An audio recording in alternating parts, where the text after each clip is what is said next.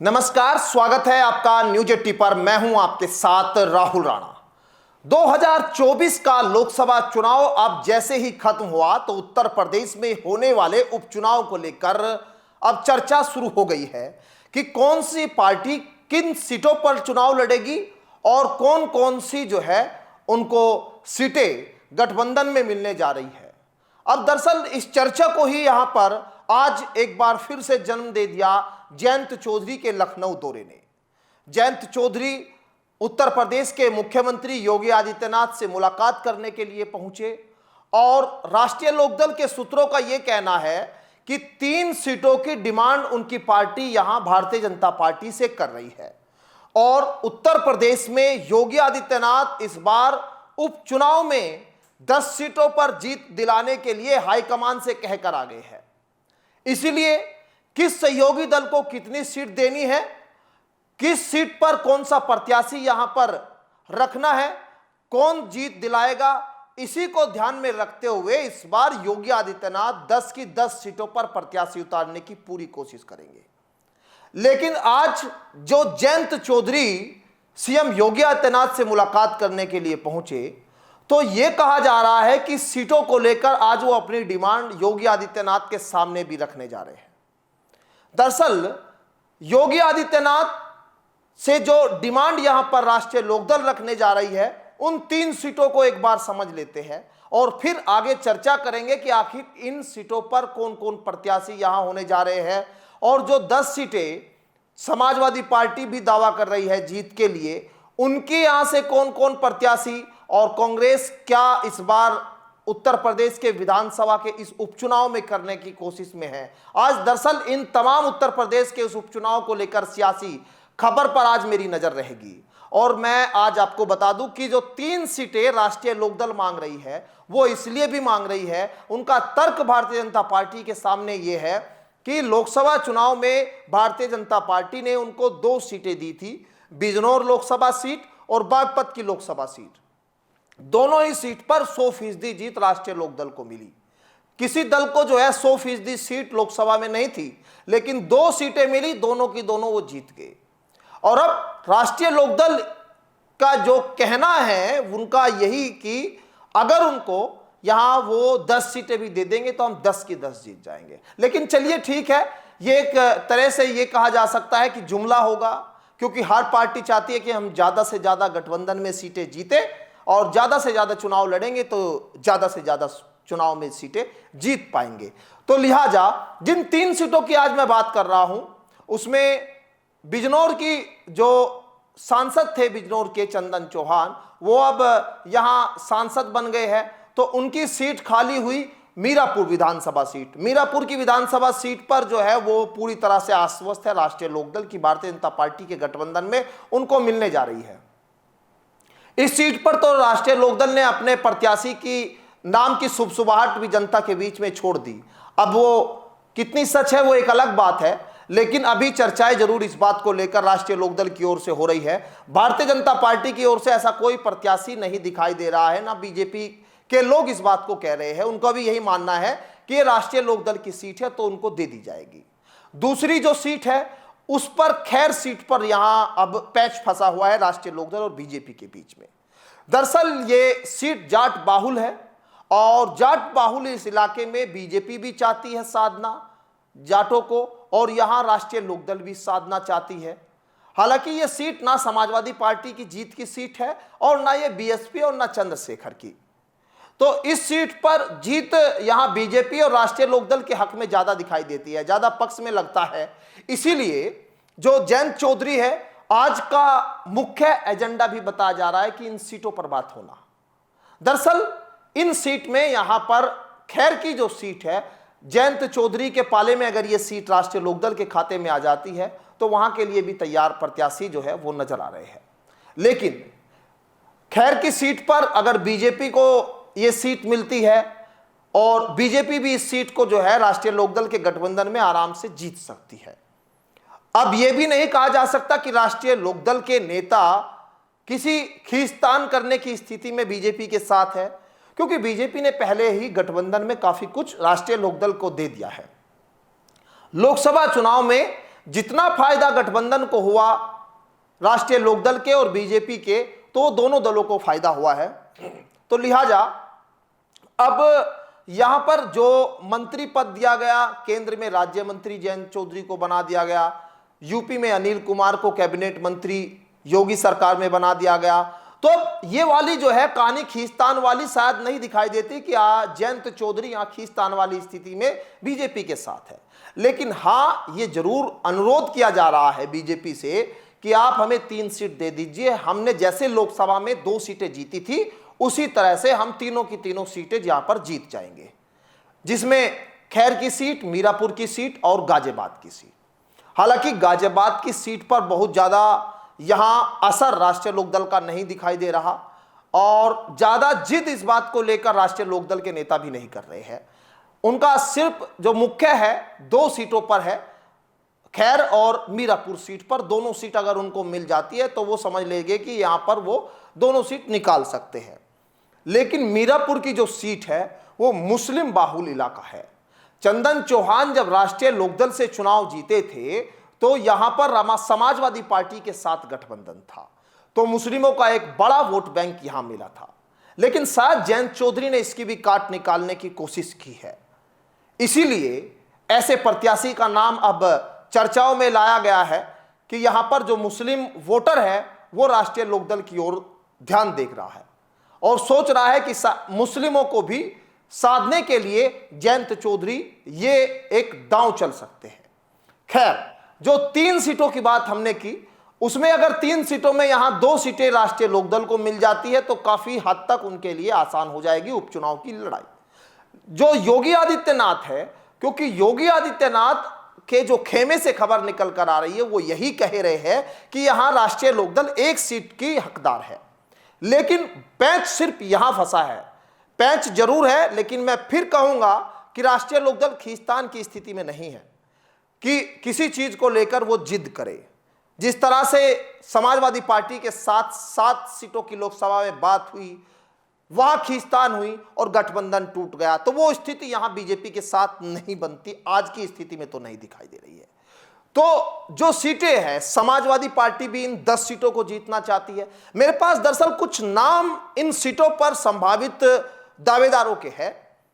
जो उत्तर प्रदेश की 10 सीटों पर कुछ नाम राष्ट्रीय लोकदल से है और कुछ नाम यहां पर समाजवादी पार्टी से भी है। तो एक बार मैं उन नामों को आपके सामने दिखाता हूं। दरअसल क्योंकि उत्तर प्रदेश की राजनीति में अभी किसी नेता का कोई बयान नहीं आया है, अभी तक चुनाव को तारीखों को लेकर कोई चुनाव में अभी घोषणा नहीं हुई। लेकिन अभी से सुबसुहाट बहुत तेज हो गई है, क्योंकि एक तरफ उत्तर प्रदेश में Yogi Adityanath versus Keshav Prasad versus deputy CM Brajesh Pathak, इस तरह से जोड़कर राजनीति को देखा जा रहा है। लेकिन दूसरी तरफ उपचुनाव भी है, तो चुनाव की भी तैयारी जो है तेज है।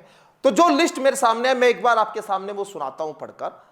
कटेरी सीट सबसे पहले मैं एक बार चर्चा करता हूं। कटेरी सीट पर समाजवादी पार्टी से भीम निषाद के नाम की चर्चा बहुत तेजी से है कि भीम निषाद को समाजवादी पार्टी यहां टिकट दे सकती है और मजबूत दावेदार मान रही है। मैं 2 या 3 नाम, बहुत ज्यादा नहीं, आपको आज इस रिपोर्ट में बताने वाला, क्योंकि मैंने कुछ लोगों से जो बातचीत की उसके आधार पर, नेताओं के आधार पर, जनता के बीच परसेप्शन जो बना हुआ है उसके आधार पर ये मैं नाम आपके सामने बता रहा हूं। दरअसल यहां पर अमित वर्मा, जो पूर्व जिलाध्यक्ष कांग्रेस छोड़कर बसपा में आए, उनका नाम भी यहां पर चल रहा है कटेरी सीट पर। और सीसामऊ सीट, जो इरफान सोलंकी की पत्नी है नसीम सोलंकी के नाम को लेकर बहुत तेजी से चर्चा है कि उनका टिकट फाइनल है। इरफान सोलंकी जेल में है और सरकार पर लगातार समाजवादी पार्टी ये आरोप लगाती है कि उनको गलत झूठे मुकदमे में जेल में डालकर समाजवादी पार्टी के नेताओं को, विधायकों को दबाने की कोशिश भारतीय जनता पार्टी कर रही है। इसलिए अगर इसकी काट निकालनी है तो इरफान सोलंकी की पत्नी नसीम सोलंकी को टिकट देने की योजना जो है वो समाजवादी पार्टी बना रही है। उम्मीद यहां पर 99% मैं कह सकता हूं कि ये टिकट इरफान सोलंकी की पत्नी को ही जाने वाला है। और बात मैं करूं मिल्कीपुर पर, मिल्कीपुर जहां से अवधेश सांसद बन गए और अब वो अपने बेटे अजय प्रसाद के लिए यहां टिकट की उन्होंने मांग रखी है। और बहुत ज़्यादा आजकल जिस तरह से अखिलेश यादव और अवधेश प्रसाद के बीच में नज़दीकी है, बगल की सीट उन्होंने दी है और वो बार बार सदन में भी उनका नाम लेते हैं और अयोध्या के नाम को लेकर जिस तरह से वो चिढ़ाते हैं बीजेपी को, तो यहां पर अजीत प्रसाद का टिकट फाइनल मान सकते हैं। अजीत प्रसाद जो है यहां से अवधेश प्रसाद के बेटे चुनाव लड़ने जा रहे हैं। दूसरी सीट की अगर मैं बात करूं, जो करहल की सीट है, यहां करहल की सीट पर अखिलेश यादव की यह सीट उनकी पसंदीदा सीट, समाजवादी पार्टी का गढ़, तो यहां वो अपने भाई को तेज प्रताप यादव को चुनाव लड़ाने जा रहे हैं। इस बात में कोई ज्यादा अतिशयोक्ति नहीं है, इस बात को लेकर ज्यादा सोचने समझने की स्थिति नहीं दिखाई दे रही, क्योंकि जो नाम मैं आपके सामने बता रहा हूं यह नाम 99% कंफर्म नाम है। 100% तो क्योंकि पार्टी तय करेगी, मैं 1% उसके लिए भी रख रहा हूं, क्योंकि यहां अभी तक यह तय हो चुका है कि किसको जो है चुनाव लड़ा जाए। अगली मैं बात करता हूं, मंझवा विधानसभा सीट पर रमेश बिंद को चुनाव लड़ेगी समाजवादी पार्टी।